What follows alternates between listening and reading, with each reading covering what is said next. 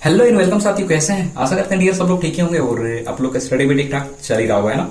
चलिए फटाफट शुरू करते हैं बिना लेट करते हुए। आज का प्रश्न स्क्रीन पे देख पा रहे होंगे, बड़ा ही शानदार और लाजवाब है। चलिए प्रश्न को देख लेते हैं क्या कहता है। तो डियर प्रश्न कह रहा है कि आफ्ताब अपने पुत्री से कहता है, यानी कि आफ्ताब है अपने बेटी से कह रहा है कि 7 वर्ष पूर्व मैं तुमसे 7 गुनी आयु का था। क्या कह रहा है आफ्ताब कि जानते हो पुत्री कि 7 साल पहले मैं तुमसे 7 गुनी आयु की था, है ना। और बोला है अब से 3 वर्ष बाद मैं तुमसे केवल 3 गुनी आयु का रह जाऊंगा। मनोरंजन है ना, बिल्कुल है। इस स्थिति को बीजगणितीय ग्राफीय रूप में व्यक्त कीजिए। उसका चलिए फटाफट थोड़ा ग्राफीय रूप में भी सीख लेंगे। तो क्या बोला है, आफ्ताब अपने पुत्री से कह रहा है कि 7 साल पहले मैं तुमसे 7 गुनी आयु का था, 3 वर्ष बाद मैं तुमसे 3 गुनी आयु का हो जाऊंगा, है ना। चलिए तो फटाफट शुरू करते हैं। यहाँ पे लिखते हैं, यहाँ पे हल। तो कुछ यहाँ पे मान लेते हैं। देखिए ना हमें आफ्ताब का आयु पता है, ना ही उसके पुत्री का आयु पता है। तो हम मान लेते हैं कि पुत्री का आयु x वर्ष है और आफ्ताब का आयु y वर्ष है, राइट। इतना हम लोग कर लेंगे। तो माना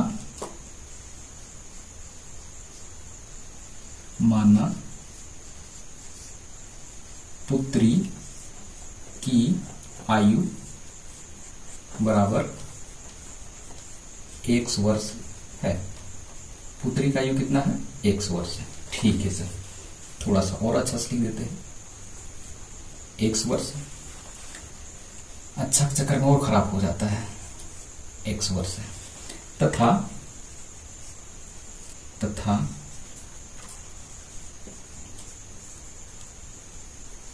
आफ्ताब का आयु y वर्ष है, राइट। इतना तक तो कोई दिक्कत नहीं होना चाहिए, है ना। मान लेते हैं पुत्री का आयु x वर्ष है और आफ्ताब का आयु y वर्ष है ना। और प्रश्न में क्या कह रहा है, आफ्ताब कह रहा है अपने पुत्री से 7 वर्ष पूर्व मैं तुमसे 7 गुनी आयु की थी, है ना। तो यहां पे लिखते हैं 7 वर्ष पूर्व, 7 वर्ष पूर्व पुत्री की आयु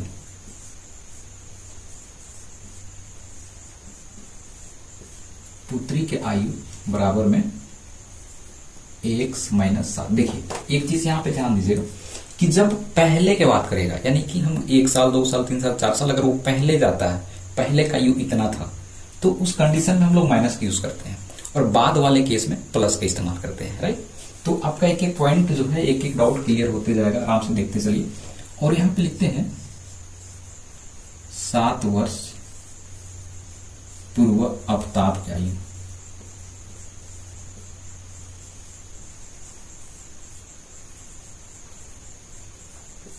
आफ्ताब का आयु y माइनस 7, है ना। तो ये 7 साल पहले जा रहा है, इसलिए माइनस का यूज हम लोग किए हैं। अब यहां पे आते हैं प्रश्न अनुसार।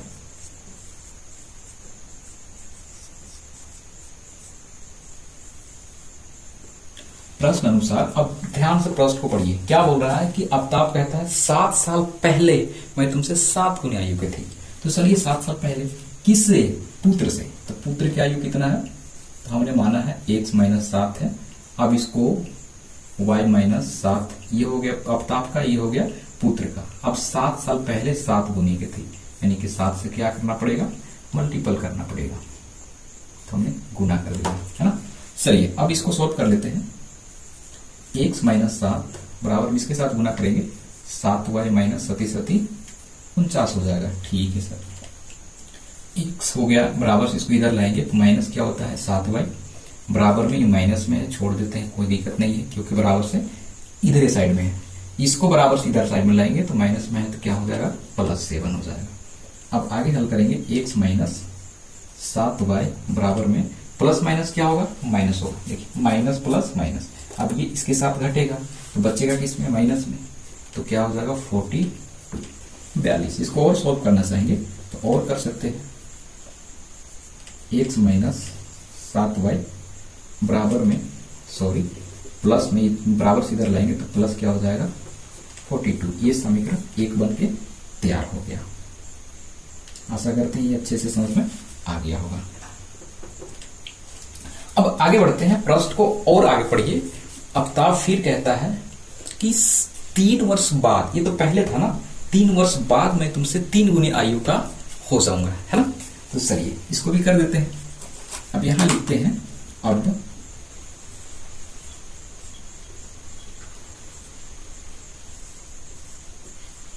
3 वर्ष बाद पुत्री का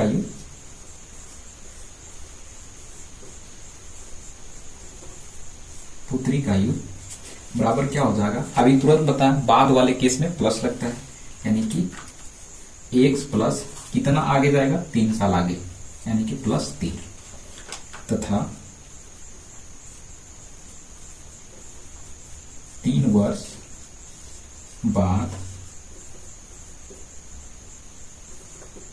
अपताप की आयु बराबर क्या हो जाएगा, y +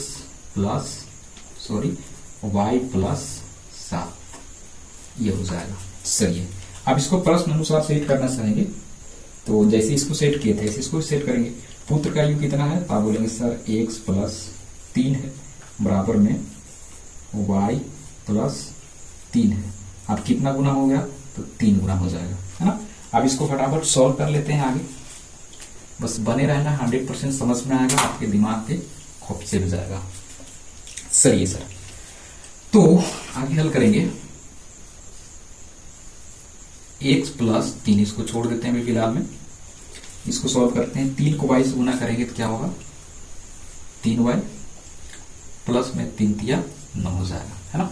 अब इसको सरिया लेते हैं अच्छे तरीके से, x y को, x है प्लस 3y है, इसको प्लस बराबर से इधर लाएंगे तो क्या हो जाएगा, -3y बराबर में 9 बराबर से उधरे है, प्लस का प्लस में ही रहेगा, ये प्लस में उधर जाके क्या हो जाएगा, -3 हो जाएगा, है ना। सही है, आगे सॉल्व कर लेते हैं फिर एक राउंड। जो हो गया x - 3y बराबर में 9 में से 3 घटाएंगे तो क्या होगा, 6 हो जाएगा। आगे हल करना चाहेंगे, x - 3y बराबर से इसको इधर लाएंगे तो -6, ये समीकरण क्या हो गया, 2 हो गया, है ना। ये समीकरण फर्स्ट, समीकरण 2, पहला दूसरा, तो 2 समीकरण हमारा बनके तैयार हो गया है। अब हमने तो बीजगणितीय रूप में हल कर लिया, ये था हमारा बीजगणितीय रूप। अब हमें इसे हल करके दिखाना है किसमें, ग्राफीय रूप में। तो चलिए फटाफट से ग्राफीय रूप में भी सॉल्व कर लेते हैं।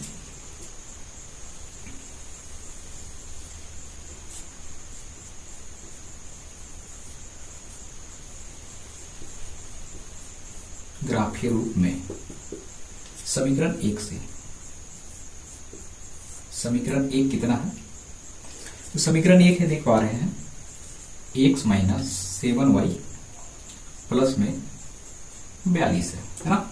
अब इसको सॉल्व करेंगे, देखिए समीकरण 1 है। अब इसको ग्राफ रूप में हल करने के लिए क्या है कि एक हमें इस तरीके से बनाना होता है, यहां पे बना लेते हैं।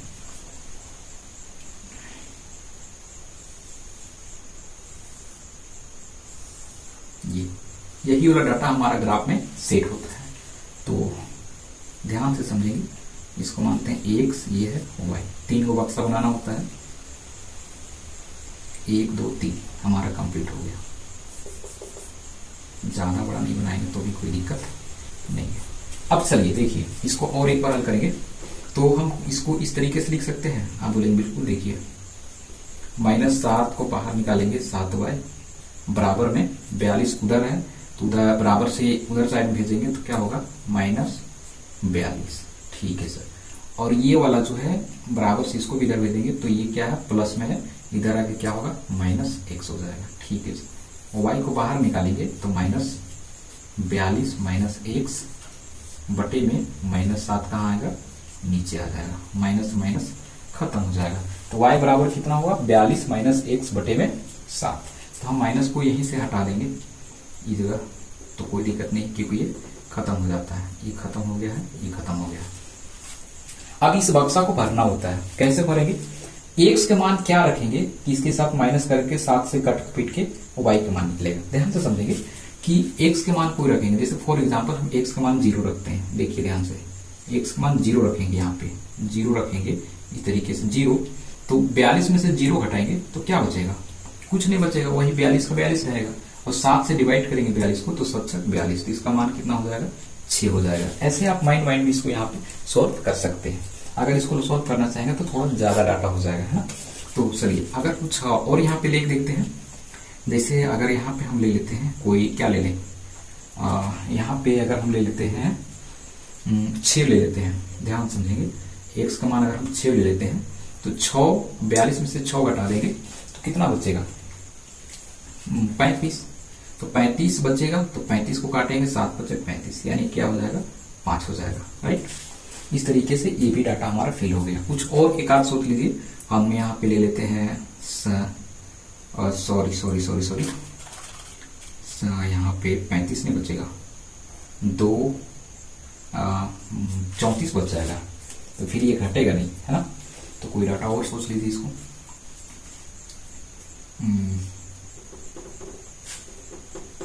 7 ले लेते हैं, यहाँ पे 7 रखेंगे तो फिर ये कट जाएगा, 42 घटाएंगे तो हमारे ये कितना बच जाएगा, 2 5 35, 7 बचे 35, ठीक है।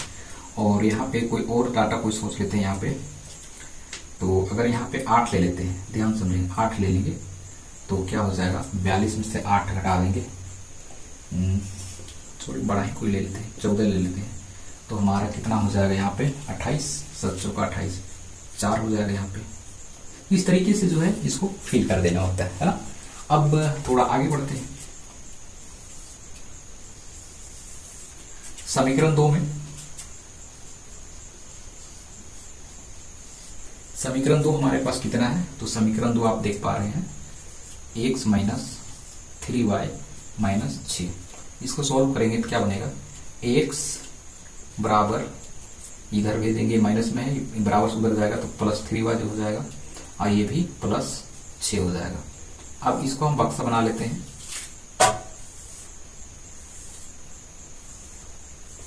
x और y का इस तरीके से। अब इसको माइंड में सोचिए, y के मान क्या रखेंगे, अगर हम 0 रख लेते हैं कोई दिक्कत नहीं है, तो 3 0 0 हो जाएगा, बचेगा क्या 6, 0 इसके साथ गुना होगा 0 बन जाएगा, बचेगा क्या, अच्छा ठीक है।